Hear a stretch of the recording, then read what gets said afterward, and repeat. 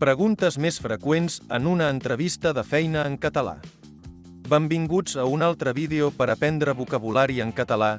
Avui farem un repàs a les preguntes que més sovint es plantegen en una entrevista de feina. Esperem que aquest material us ajudi a afrontar aquestes situacions de la millor manera possible i d'aquesta manera a poder-vos ajudar a preparar-vos les entrevistes perquè siguin un èxit. Comencem. Què és el que t'agrada més de la teva feina actual? Quines són les teves fortaleses i debilitats? Com treballes en equip i resols conflictes? Quines són les teves expectatives salarials? Quins són els teus objectius a llarg termini? Què és el que t'ha portat a inscriure't a aquesta posició? Com us relaciones amb els teus supervisors i subordinats? Com descriviries la teva metodologia de treball? Com reaccionaries en una situació de pressió o davant d'una incidència? Té alguna pregunta per a nosaltres?